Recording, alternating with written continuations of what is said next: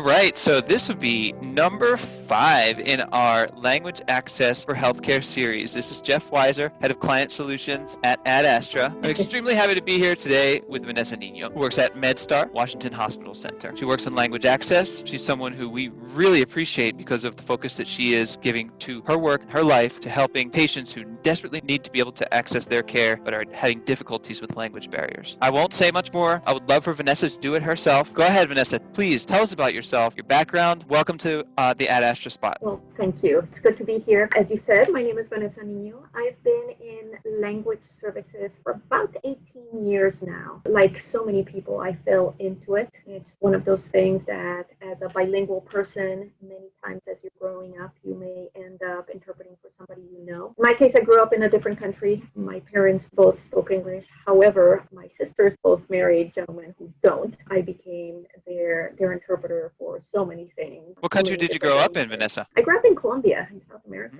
in Bogota. Beautiful place. We try to go there every year, visiting friends, family, staying in touch with the culture. Both my children are being raised as Colombian as possible. So being able to go there every year helps them with the culture, helps them with the language.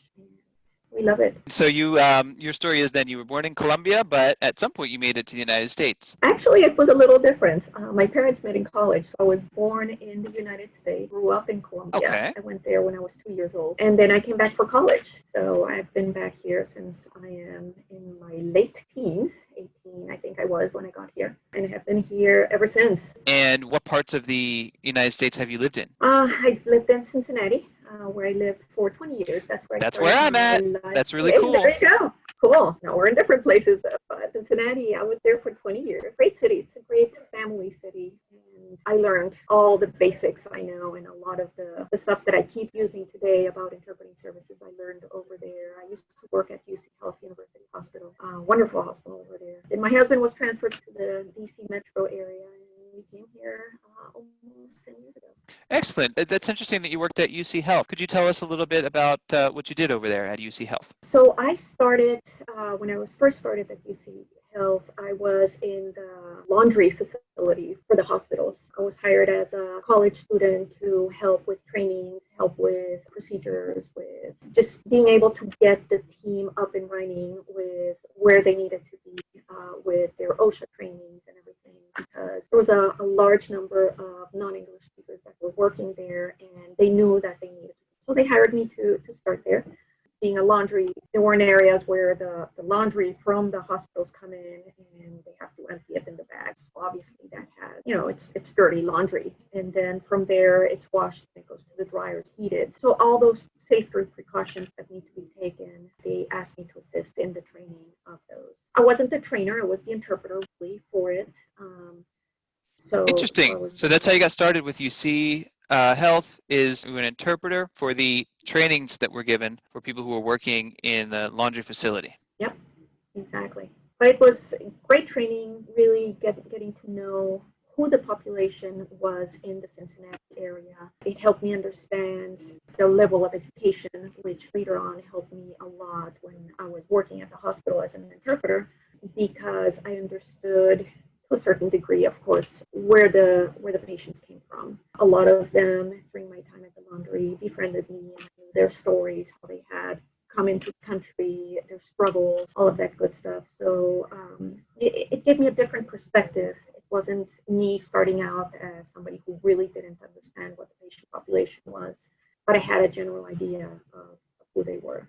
That's what we're really interested in going into here on this conversation. If you wouldn't mind a little bit more, could you tell us who these people were? Why were there people in Cincinnati that didn't speak English? What was their background? Lots of immigrants in Cincinnati, a lot of them undocumented, as we know, throughout the country. Some of them documented, but low education. Some of them children of immigrants. Some of them are today dreamers. So it was a combination of all of them. Some had education, some didn't even read or write, and they were there to work. That was their main goal. And in this case, they were working at the laundry facility. Very interesting. So tell us about your next step there after the laundry facility. What else did you do at University of Cincinnati? After that, I was in my final year in college, actually. So when I graduated, I was going to look for a full-time job, and I ended up transferring everything into the hospitals. I started with human resources, and later on, human resources had a division which was the diversity division. So I started with them, and one of the projects they had was to create an interpreting department for their tertiary hospital. So I started working on that. At that time, I knew nothing about interpreting. In fact, I called interpreters translators, which when I hear that, I cringe nowadays. So I'll just clarify, because it is certainly a point that a lot of people would benefit from knowing more today. An interpreter is someone who is doing an oral rendition of one language to another language. Translator, someone who does the work in writing, converting one language to another language. Important to know. It's a huge distinction, and as an interpreter, I don't necessarily want to be called a translator because it's a completely different career. It's a completely different way of doing things. It's nice for people to understand the distinction and appropriately call us by the title of the work that we do. So. Excellent. So you basically, that's huge. You found that there was a project, or someone asked you to head up the project of starting the language access program. Is that what it was called? At the University of Cincinnati Health, so the hospital there at University of Cincinnati. Yes. So, but as I said, I didn't know much about it. And when I started researching, I realized how little I knew.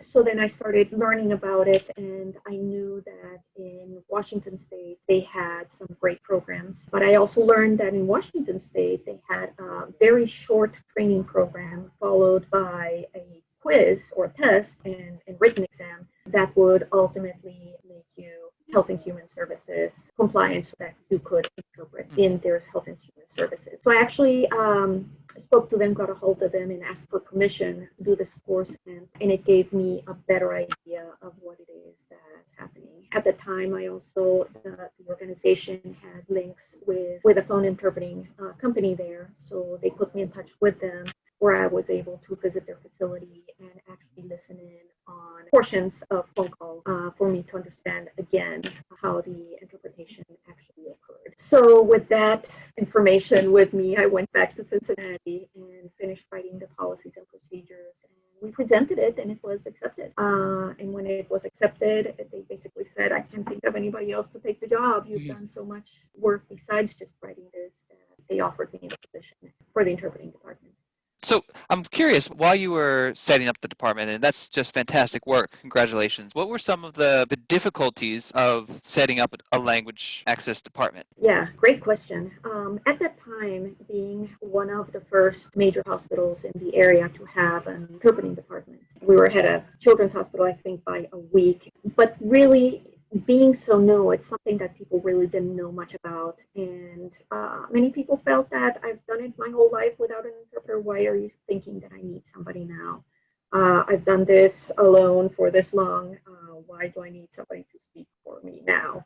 Or I speak basic language. Why can I not use it anymore? So those were some of the biggest things. What do you say to somebody like that? You know, a lot of it was education. Not necessarily throwing on your face, this is the law, this is what you need to do, which would be the easiest thing to do, but then I would create a lot of enemies. We don't want that when you're starting something. But really, education. Hey, you know what? How about you see how it goes with me? Let's try it together. And really proving why we were there and demonstrating that patient satisfaction and associate satisfaction really were improving due to the services that we were providing. So it was tough, but here we are, and we hear a lot of, we couldn't do it without you. I'm not sure what anybody would do without an interpreter and stuff like that. It's definitely evolved to the better.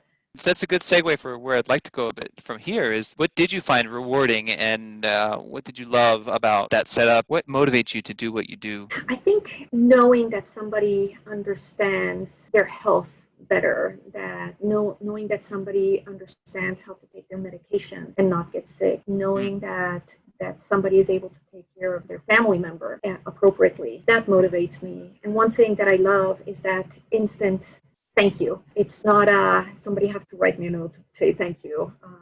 Sometimes you finish interpreting and immediately it's like, hey, thank you for being here. I really appreciate your help. It comes natural to people, to our patients, to say that. It's touching to see that people do appreciate you, whether it's patients, whether it's providers. It does make a difference. It seems that you've taken that one step further by setting up language access departments, kind of broadening your reach across further than your own garden, let's say. Yeah. So that's fantastic. Tell us then, when you left UC, where did you go, and what was your next adventure? My next adventure was in Washington, D.C., actually. Okay. When I moved here, I moved to Georgetown, Georgetown Washington Hospital Center, another MedStar hospital. I was there for 3.5 years, and great hospital, great language program. I took over somebody who, when we interviewed, we were basically comparing notes on what we had done and how we had gotten our departments to the level where it was. So it was really great to know that I was at that time interviewing with an organization that was same mindset as where I was coming from. So that was really nice. And I started at Georgetown, but although I loved it there, I soon realized that a tertiary hospital is really where my passion is. And when the opportunity opened for me to transfer to a tertiary hospital, which is MedStar Washington Hospital Center, I ran over. It was really something that I wanted to do. Can you tell me the role at Georgetown? Was it similar to your role at UC, only you didn't have to set it up from scratch? Or Correct. was it Yes. something? Okay. And that role, what was it called? Manager of Language Services, I think it was. Manager of Language Services. Yeah, I Okay. don't think it was anything fancy.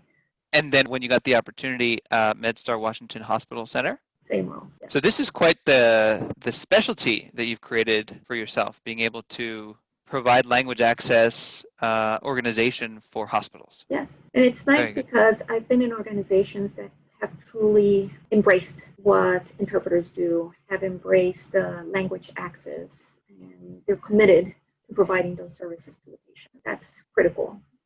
I wouldn't have accepted a job with knowing that that wasn't there.